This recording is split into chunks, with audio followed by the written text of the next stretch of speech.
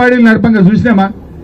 మీరు అడగకపోయినా మద్యం దుకాణాల్లో కూడా మా వాళ్ళు ఉండాలి, 4 రూపాయలు సంపాదించుకోవాలని ఎస్టీలకు 5% రిజర్వేషన్ ఇచ్చింది కూడా మన కేసీఆర్ గారని గుర్తు చేస్తా ఉన్నా.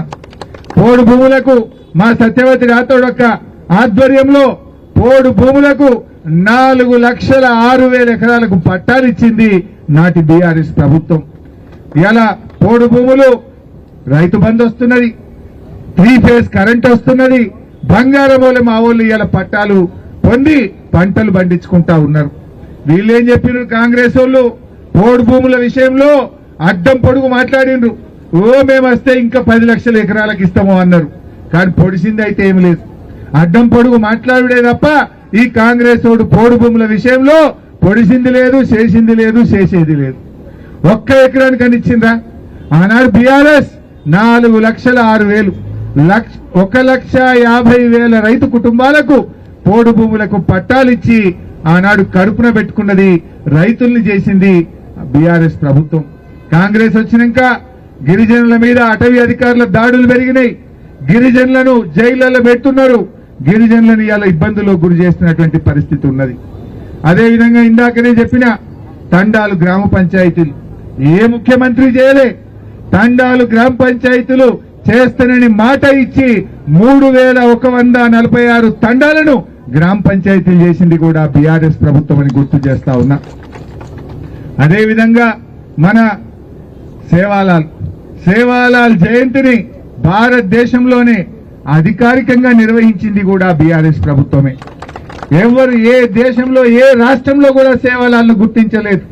కానీ సేవాలాల్ మహారాజ్ మీద గౌరవం కొద్దీ కేసీఆర్ గారు సంవత్సరానికి 2 కోట్ల రూపాయలు ఇచ్చి రాష్ట్ర పండగగా ఆయన జయంతిని జరిపింది కూడా ఇవాళ బీఆర్ఎస్ ప్రభుత్వం అని చెప్పి నేను గుర్తు చేస్తా ఉన్నా. బంజారా హిల్స్ మన పేరు మీదనే బంజారా హిల్స్ ఉన్నది, కానీ బంజారా హిల్స్ లో గజం జాగలేదు మనకు. ఆనాడు సత్యవతి రాథోడక్క కేసీఆర్ గారితో మాట్లాడి 1 ఎకరం జాగా ఇప్పించి బంజారా హిల్స్ లో మా బంజారాల ఆత్మగౌరవ భవనాన్ని అద్భుతంగా కట్టించింది కూడా బీఆర్ఎస్ ప్రభుత్వం అని చెప్పి కూడా నేను గుర్తు చేస్తా ఉన్నా. మన పిల్లలు మేమేదన్నా ఉద్యోగం కాదు వ్యాపారం చేసుకుంటాము, మాకు సాయం చేయండి అంటే టీఎస్ ప్రైడ్, ఆనాడు టీఎస్ ప్రైడ్ పెట్టి 13,200 మంది పిల్లలకు 800 కోట్ల రూపాయలు ఇచ్చి ఇలా పిల్లల్ని వ్యాపారంలో ముందుకు తీసుకుపోయింది. స్వయం ఉత్పాది పథకాల్లో కూడా అవకాశం కల్పించింది కూడా మన బీఆర్ఎస్ ప్రభుత్వం. ఇట్లా చెప్పుకుంటూ పోతే కళ్యాణ లక్ష్మి కావచ్చు, ఓవర్సీస్ స్కాలర్షిప్ కావచ్చు, ఆడపిల్లలు చదువుకోవడానికి మహిళా రెసిడెన్షియల్ డిగ్రీ కాలేజీలు భారతదేశంలో ఎక్కడ లేవు. ఎస్సీలకు ఎస్టీలకు మహిళా రెసిడెన్షియల్ డిగ్రీ కాలేజీలు పెట్టించింది కూడా మన బీఆర్ఎస్ ప్రభుత్వం అని చెప్పి నేను ఈరోజు గుర్తు చేస్తా ఉన్నా. అదేవిధంగా రుణమాఫీ విషయంలో, రైతు బంధు విషయంలో కేసీఆర్ గారు పోడు భూములకు కూడా ఇప్పించిండు. ఇలా కాంగ్రెస్ వచ్చింది, రుణమాఫీ చారణ చేసిండ్రు, బారాన్ని ఎగ్గొట్టిండ్రు. దేవుని మీద ఒట్టు పెట్టిండు రేవంత్ రెడ్డి, సేవాలాల్ మహారాజ్ మీద ఒట్టు పెట్టి మాట తప్పినోడు రేవంత్ రెడ్డి. అంతేకాదు రైతు బంధు పడ్డదా ఈసారి? ఇవాళ 1 ఎకరం కేసిండు, ఎగబెట్టేసిండు.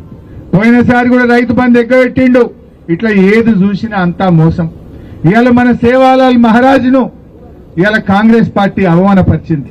ఎందుకు ఈ మాట అంటున్నంటే, సేవాలాల్ మహారాజ్ మీద ఒక కార్పొరేషన్ పెట్టిండు రేవంత్ రెడ్డి, ఒక కార్పొరేషన్ పెట్టిండు. కార్పొరేషన్ పెట్టిండు కానీ 1 రూపాయి ఇవ్వలేదండి. 2.5 ఏళ్ళైంది. 30 నెలల్లో సేవాలాల్ కార్పొరేషన్ కు 1 రూపాయి కూడా ఇవాళ నిధులు విడుదల చేసిన పరిస్థితి లేదు. అదేవిధంగా కొమరం భీం కార్పొరేషన్, ఏకలవ్య కార్పొరేషన్ కాయిదాల మీదనే కార్పొరేషన్లు. సేవాలాల్ కార్పొరేషన్ గాని, కొమరం భీం కార్పొరేషన్ గాని, ఏకలవ్య కార్పొరేషన్ కు 1 రూపాయి కూడా ఈ 30 నెలల్లో ఇయ్యని ప్రభుత్వం ఇవాళ రేవంత్ రెడ్డి గారి ప్రభుత్వం. ఇంకా మా ఎస్టీ యువకులు, మా లంబాడి యువకులు, చదువుకున్న పిల్లలు మీరు బాగా అర్థం చేసుకోవాలి.